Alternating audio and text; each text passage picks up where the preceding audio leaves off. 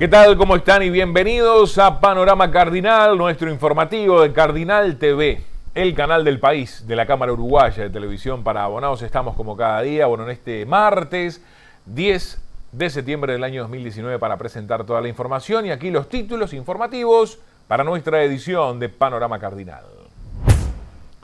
El gobierno presentó una serie de medidas de estímulo a la actividad económica. Tendremos el desarrollo de la información. Nos iremos a Colonia, donde el candidato al Senado por el Partido Nacional, Juan Sartori, se refirió al lanzamiento de sus listas a la Diputación. En Durazno, Daniel Olesker visitó el departamento y participó de distintas actividades, entre ellas la presentación de un libro del Partido Socialista. Nos iremos a Cerro Largo, donde vecinos de Melo sufrieron daños en sus viviendas debido al temporal de este lunes. Desarrollaremos toda la información e imágenes de nuestros colegas de Cable 1 de Melo. Y comenzamos el desarrollo de la información que tenemos para compartir con ustedes en Panorama Cardinal, indicando que el gobierno presentó una serie de medidas para estimular la actividad económica en el país.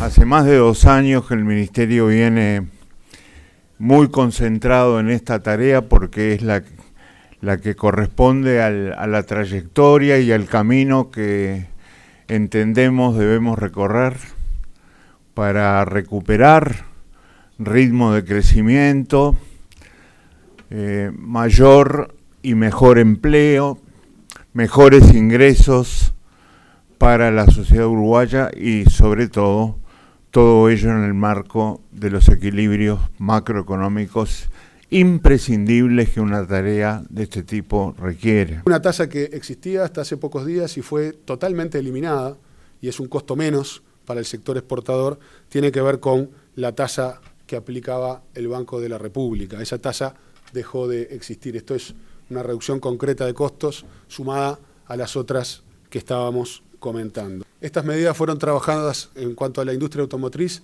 en conjunto con el Consejo Automotriz del Uruguay, y estas medidas fueron consensuadas entre todas las partes. Tiene como objetivo fundamental, y como allí está establecido, definir estímulos para la producción nacional de autopartes y el ensamblado también en Uruguay. Creemos que esto redundará en expresiones concretas de nuevas inversiones en el corto plazo. El sector de free shops, todos ustedes saben que el régimen de loya franca del lado brasilero ha generado una competencia que no existía hasta el momento, y eso ha llevado a que haya que tomar medidas para dotar de mayor competitividad y mayor equidad en cuanto a los costos para los free shops uruguayos comparado con lo que tienen las loyas de frontera del lado de Brasil. Nosotros establecimos un régimen que pasará a ser un porcentaje sobre las ventas en 2 años para darle a los free shops uruguayos un plazo de convergencia para que puedan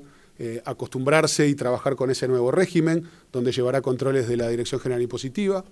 Pero desde este momento, en realidad desde el lunes pasado, donde fue promulgado el decreto, se rebajó el canon para que quede a un valor equivalente a lo que sería un 6% de arancel sobre las ventas, que es lo que se cobra del lado de Brasil. Otra medida para el sector servicios que en Uruguay tiene regímenes promocionales importantes, y al amparo de los mismos se han desarrollado verdaderas industrias sin chimenea.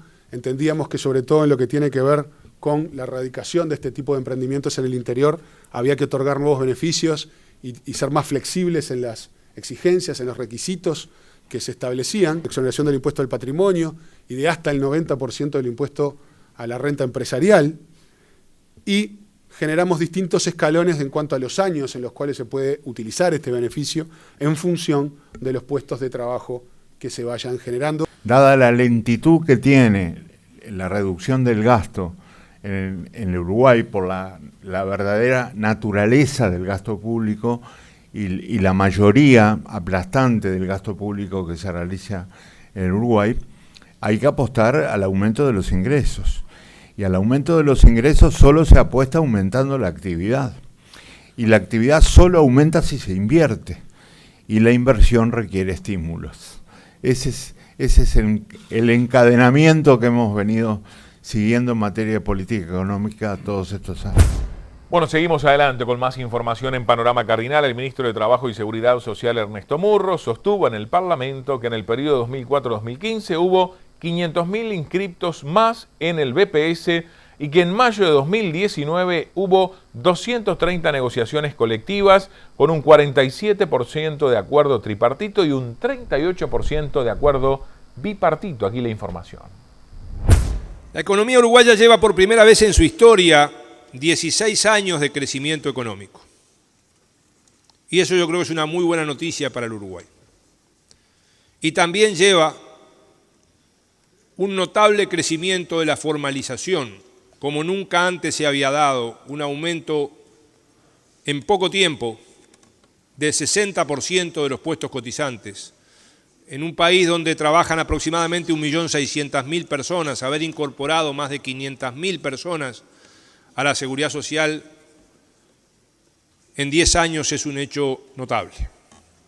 Pero hay que tenerlo en cuenta también esto en relación a estas cosas que se están haciendo. ¿Qué ha sucedido en los consejos de salarios en estas 7 rondas que van desde el 2005 hasta el 2019? En primer lugar, contrariamente a lo que se ha dicho, tenemos entre un 85 y un 90% de acuerdo entre empresarios y trabajadores. Si vemos más en detalle cómo se conforma ese 85% de acuerdo entre empresarios y trabajadores, vemos otro ejemplo más de la libertad de negociación colectiva existente en el Uruguay a partir de la ley 18.566 y que no existía en el anterior periodo de 1985 al 92, cuando regía el artículo 83 de la 16.002. Ese 85% que hablábamos se compone de un 47% de acuerdos tripartitos y de un 38% de acuerdos bipartitos. Una investigación independiente realizada en base a datos de la Universidad Católica del Uruguay, su índice de conflictividad laboral, muestra que la conflictividad fue mayor en periodos donde no funcionaron o lo hicieron escasamente los consejos de salarios. Por tanto, nuestra política ha sido la política de crecimiento económico con justicia social, donde el ingreso de la gente es un factor fundamental. Y como hemos dicho, el ingreso por salarios y pasividades es la principal fuente de ingresos del Uruguay. Por eso importa si hay o si no hay negociación colectiva y consejo de salarios.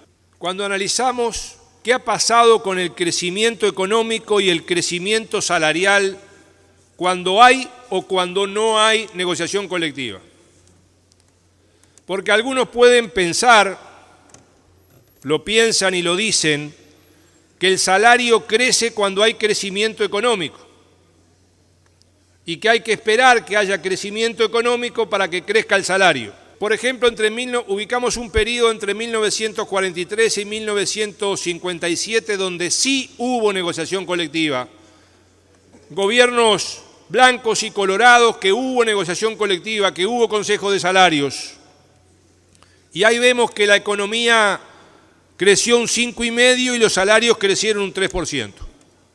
¿Qué pasó en el primer periodo de tiempo cuando se reimplantaron en el retorno de la democracia los consejos de salarios? Hubo crecimiento económico y hubo mejora de salarios. Seguimos con más información y por su parte el ministro Murro ratificó la disposición al diálogo y la negociación para cumplir con recomendaciones de la Organización Internacional del Trabajo. La Comisión de Aplicación de Normas hace 2 meses y medio, y subrayo hace solo 2 meses y medio, la conferencia terminó el 21 de junio, instó al gobierno a hacer 2 cuestiones, 2 cosas. En primer lugar, a preparar en consulta con las organizaciones más representativas de empresarios y de trabajadores una memoria para presentarla a la Comisión de Expertos de la OIT antes del 1 de septiembre. Y en segundo lugar, iniciar medidas legislativas al respecto, también en consulta con las organizaciones más representativas de empresarios y de trabajadores, antes del 1 de noviembre. El centro del tema es el convenio número 98 de la OIT, convenio del año 1949. Subrayo la fecha porque el convenio es posterior a la ley de consejos de salarios del Uruguay, la 10.449, que es de 1943. Y allí, en particular, el artículo 4 del convenio dice que, y esto es textual, deberán adoptarse medidas adecuadas a las condiciones nacionales cuando ello sea necesario. Lo ponemos en subrayado eso porque creo que es fundamental. Y dice entonces, adoptarse medidas adecuadas a las condiciones nacionales cuando ello sea necesario para estimular y fomentar entre los empleadores y las organizaciones de empleadores, por una parte, y las organizaciones de trabajadores, por otra, el pleno desarrollo y uso de procedimientos de negociación voluntaria con objeto de reglamentar por medio de contratos colectivos las condiciones de empleo. Ante esto, ante lo que vimos, que es lo que la OIT nos insta a hacer, la ley vigente y la práctica nacional, hemos hecho ya desde hace muchos años y también recientemente, más intensamente, variadas propuestas. En primer lugar, como dijimos, la conferencia de la OIT terminó el 21 de junio, hace 2 meses y medio. Ya el 26 de junio, 5 días después de culminada la conferencia y una vez arribados al país los delegados que en ella participaron de todas las partes, se hizo la primera reunión. En estos 2 meses y medio llevamos hechas 5 reuniones tripartitas, más varios contactos informales e intercambio de documentos con los sectores involucrados. Se informó públicamente de todas las actuaciones y se concurrió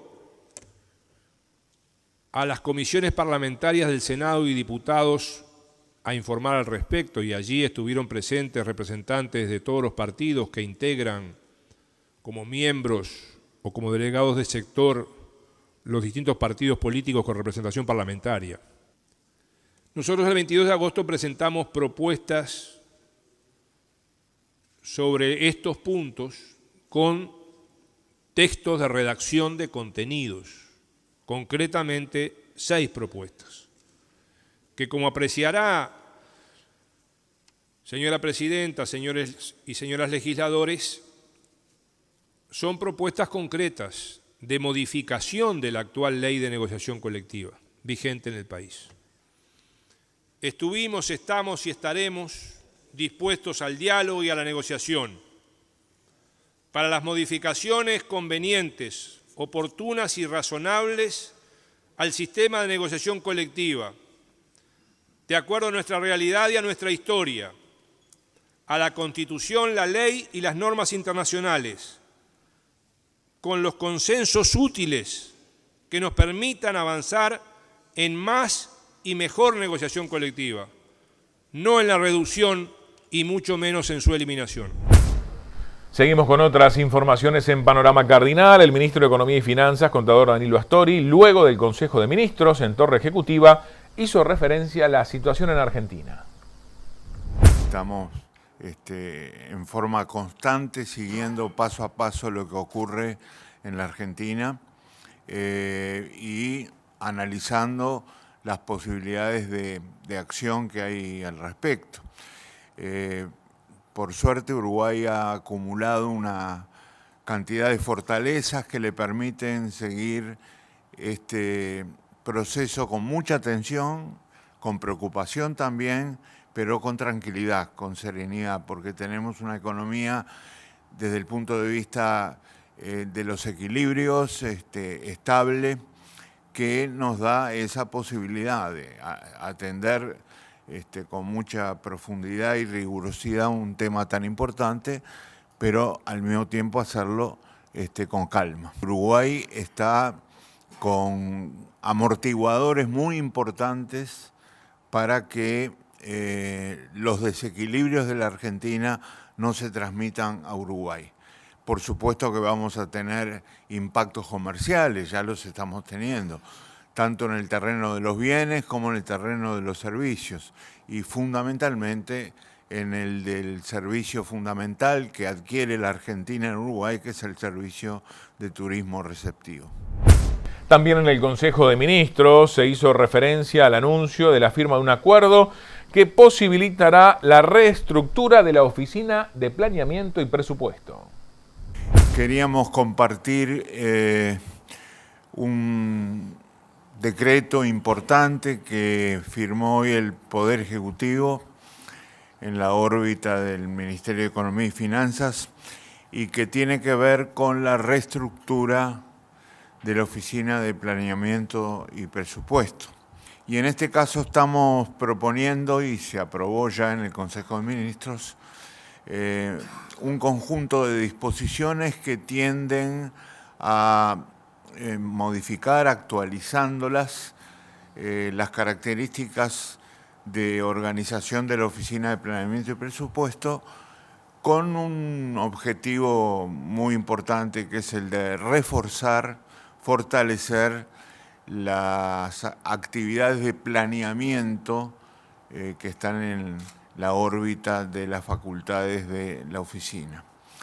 No escapará a ustedes que el planeamiento en materia económica, sobre todo pensando en el largo plazo, es una herramienta fundamental no solo para el diseño, sino para la aplicación, el control y la evaluación de las políticas públicas. Bueno, seguimos con más información en Panorama Cardinal. En Colonia, el candidato del Senado por el Partido Nacional, Juan Sartori, se refirió al lanzamiento de sus listas a la Diputación. Bueno, Sartori, recorriendo el país, ¿cómo se está viviendo esta recta final de la campaña? Nosotros estamos en un momento muy particular de nuestra campaña, que es el lanzamiento de todas las listas a Diputación en los 19 departamentos del país. Somos un movimiento político joven que empezó hace menos de un año y surgió de la esperanza, de la movilización de mucha gente que nos constituyó en muy poco tiempo la segunda fuerza del Partido Nacional en la última interna. A partir de ahí lo que teníamos es que proyectarnos y consolidarnos nacionalmente. Entonces venimos en las últimas semanas lanzando en cada departamento la o las listas a la Diputación, como estamos haciendo ahora en Colonia, lanzando la 880 acá en el departamento de Colonia, encabezada por Gustavo Almada. Y entonces estamos en todo el país con mucho entusiasmo proyectando este movimiento que no para de crecer hacia esta segunda instancia electoral en la cual vamos a participar en octubre, donde tenemos dos objetivos. El primero es la bancada parlamentaria más importante para nuestro sector, para poder defender y llevar adelante nuestras ideas. Y el segundo y más importante es el de llevar al Partido Nacional al triunfo y al gobierno. Nosotros estamos convencidos que nuestro sector es de los que más puede empujar, más puede apoyar para llevar al Partido Nacional al gobierno y esa responsabilidad la vamos a asumir plenamente. En caso de que justamente se alcance en la banca parlamentaria, ¿de qué manera se van a llevar adelante las ideas que promueve su sector? Para empezar, nosotros demostramos que tenemos una identidad muy diferente.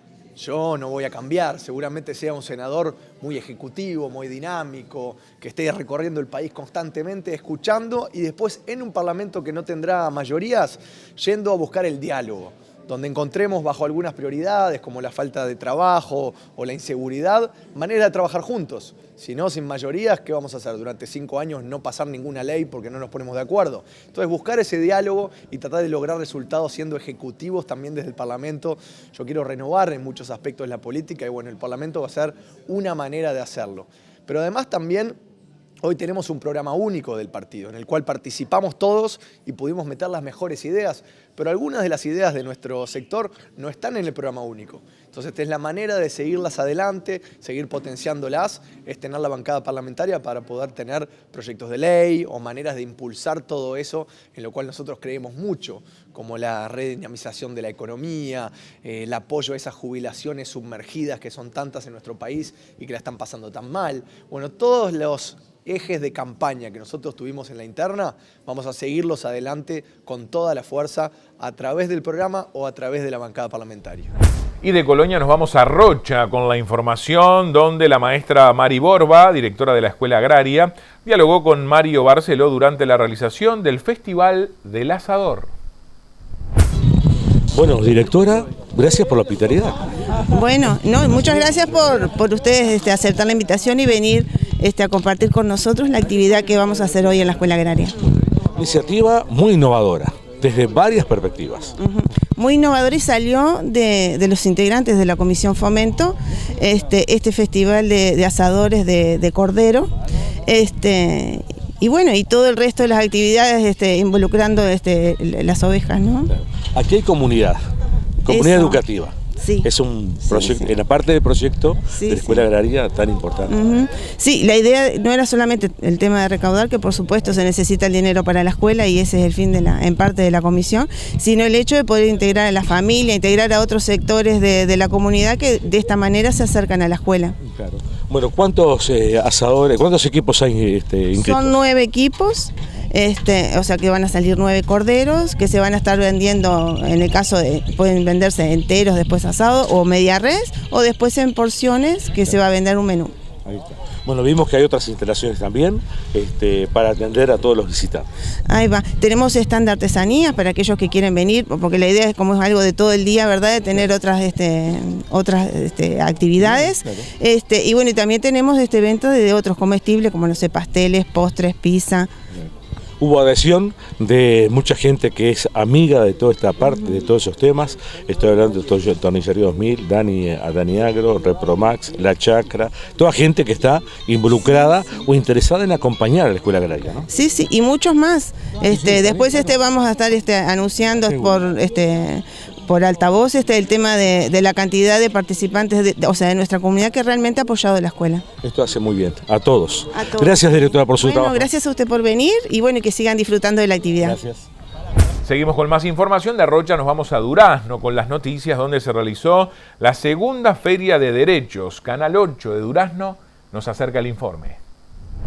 Estamos muy contentos de esta convocatoria y sobre todo queremos resaltar el trabajo interinstitucional desarrollado por INAU y el Ministerio de Desarrollo, que venimos hace un año planificando toda esta actividad y agradecer primero el respaldo de las dos instituciones, que sin ese respaldo esto no sería posible. Vamos a pasar algunos agradecimientos de personas y de instituciones que es fundamental para la ejecución de esto. Agradecer a los gurises y a las gurisas del FP de Gastronomía, de Anexo Las Higueras y de la Escuela Técnica, que elaboraron una merienda que va a ser para después. A su tallerista Carola y a su educadora Diana, que están siempre al firme. A CECAP y al Centro MEC, que están ahí en la esquina haciendo de sede y están ahí apoyándonos. A la Liga de Fútbol, a la Intendencia Departamental, a la Brigada Aérea número 2, al Jardín de Infantes número 87, a Injo Impulsa y a la Coordinación Técnica de la División Socioeducativa del MIDES y al equipo de dirección de INAU y de la Oficina Territorial del MIDES. Y seguimos en Durazno con la información donde el economista Daniel Olesker estuvo en aquel departamento para participar de distintas actividades, entre ellas la presentación de un libro sobre el Partido Socialista. Sí, bueno, en el marco de esta gira y campaña electoral que estamos desarrollando, la idea, digamos, de hoy es, bueno, recorrer aquí los medios en Durazno y culminar, digamos, con una actividad en Casa del Pueblo, donde el centro de la actividad va a estar vinculado al tema de la vivienda, con presencia, digamos, de la población en general, pero de cooperativistas de vivienda en particular, y también, digamos, presentar un libro que el Partido Socialista ha sacado, digamos, resumiendo unos 15 artículos que yo he publicado en distintos medios en el correr de el primer semestre de este año, o sea, en los primeros meses, que fundamentalmente lo que plantea, digamos, es el dilema que tenemos de cara a las elecciones, un dilema que el título del libro caracteriza como dos modelos en pugna, digamos, ¿no? Es decir, por un lado un modelo en la cual el crecimiento económico es una herramienta para la distribución de ese crecimiento económico, ¿no? Entonces compara la evolución de los salarios,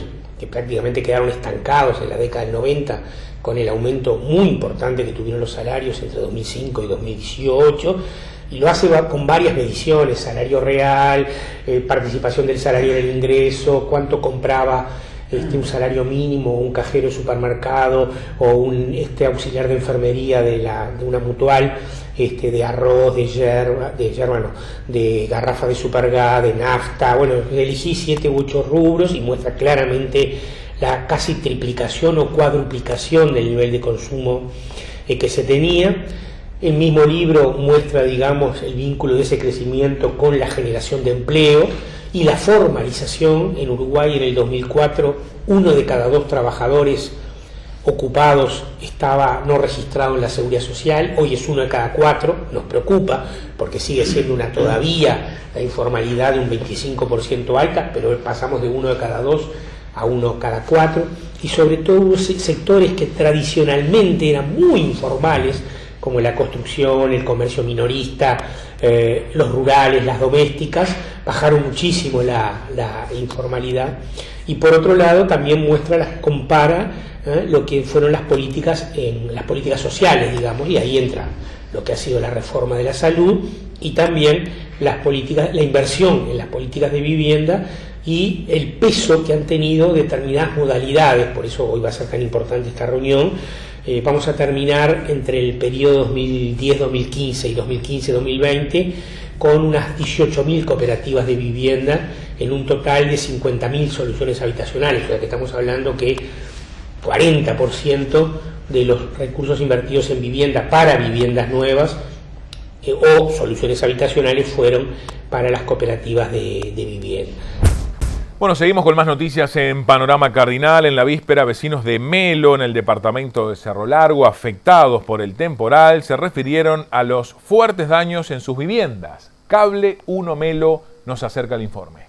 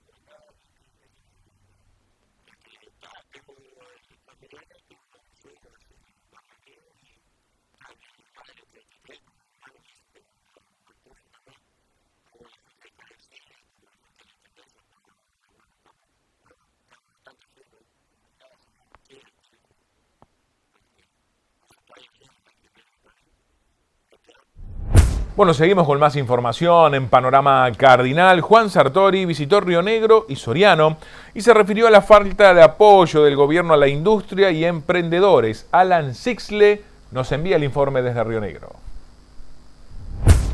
Juan Sartori se encuentra recorriendo gran parte del país presentando listas con referentes en cada departamento. En estas últimas horas estuvo presente en el departamento de Río Negro como también en Soriano. En la casa del Partido Nacional de la ciudad de Mercedes fue consultado sobre 2 temas. El primero de ellos, la supuesta falta de apoyo del gobierno nacional hacia emprendedores, industrias y comercios, que declaró en medios nacionales. Las políticas de Estado que está llevando adelante el Frente Amplio son absolutamente en contra de cualquier tipo de actividad económica.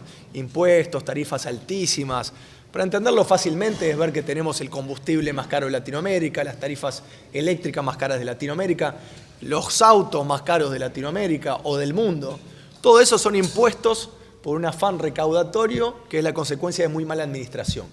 El segundo tema fue cómo sus planteos referidos a estos temas como a otras áreas han sido acoplados al programa único del Partido Nacional. Todas siguen adelante con absolutamente la misma fuerza. Y tener una gran bancada parlamentaria es poder asegurarnos que podremos sacar adelante muchas ideas por más que no hayamos ganado la interna. Logramos en el programa único que tenemos en el partido poner muchas de nuestras ideas ahí adentro. Hubo realmente un trabajo en común. Por supuesto, el programa está liderado por quien ganó, pero hay una cantidad de cosas de las que yo siempre hablaba, que decía se tienen que hacer la primera hora, el primer día, las rebajas de tarifa eléctrica, la liberalización de la importación de combustible, muchas de esas cosas están ahí. Con la cámara de Mariano Fagundes informó Alan Sixle desde NBCC Noticias para Cardinal TV. Seguimos con más información en Panorama Cardinal. El intendente de Salto, Andrés Lima, confirmó que la empresa Obras y Servicios del Uruguay fue seleccionada para llevar adelante la obra de reconstrucción del camino de acceso a las termas del Arapey. A finales del mes de julio, la Intendencia procedió a la apertura de los pliegos de la licitación para la reparación del acceso de 19 kilómetros a Termas de Arapey. En aquel momento anunciamos públicamente que se habían presentado 5 empresas interesadas en trabajar en ese acceso. Hoy, un mes y medio después, casi un mes y medio después, lo que podemos confirmar es que la comisión asesora, que trabajó analizando cada una de las propuestas, lo que aconseja es que la empresa Osusa sea la que lleve adelante esa inversión en el acceso de los 19 kilómetros. En este momento se encuentra en el Tribunal de Cuentas de la República la propuesta que hace la comisión y que va con nuestro aval. Estamos a la espera de que venga el tribunal con el objetivo de poder hacer saber a la empresa Osusa que está en condiciones de comenzar con el trabajo. Hay una enorme expectativa por lo que significa esta inversión de más de 100 millones de pesos que hace la Intendencia de Salto con el Gobierno Nacional, los operadores turísticos locales, los operadores turísticos del departamento, la propia Intendencia y la Dirección de Turismo. Tenemos mucha expectativa en que esto pueda comenzar lo antes posible. Tenemos también la aspiración de que a más tardar en el mes de octubre la obra pueda comenzar, de forma tal de que para la próxima temporada de verano, sobre todo diciembre, enero, febrero, marzo, podamos estar, si no concluida, pero bastante avanzada esta obra. Y destacar que, así como la directora mencionaba, la inversión que se ha hecho aquí en este bungalow Ibirapitá en Termas de Arapey no es la única, sino que a lo largo de los 4 años se ha hecho una apuesta muy fuerte por la inversión. Había una inversión pública desde la Intendencia, desde el Ministerio de Turismo, del Ministerio de Transporte y Obras Públicas, más de 25 millones de pesos que se han destinado a Termas de Arapey, que se han destinado a Termas de Daymán. Y bueno, eso habla también de la apuesta fuerte que hacemos junto con el Gobierno Nacional, apostando al turismo, que es una de las fuentes de desarrollo que la Intendencia ha definido con el Gobierno Central, en la medida en que genera trabajo, genera empleo, genera divisas. Es una actividad que en el caso de Salto hemos logrado en los últimos años que de ser una actividad zafral hoy genere empleo los 12 meses del año. Se ha tratado de diversificar la propuesta turística, que no solo sea Arapey, no solo sea Belém, sino que también a través del paseo costero en la zona de Pueblo Belém, lo que es el proyecto Isla Aventura y más Isla Aventura en Villa Constitución, en la colonia Julia Arévalo. Entonces, bueno, creo que ha habido una apuesta fuerte del gobierno departamental por consolidar a Salto y al departamento como destino turístico. De esta forma finalizamos Panorama Cardinal, nuestro informativo de Cardinal TV. el canal del país de la Cámara Uruguaya de Televisión para Abonados. El agradecimiento a los colegas por su participación y nos reencontramos mañana con toda la información. Muchas gracias.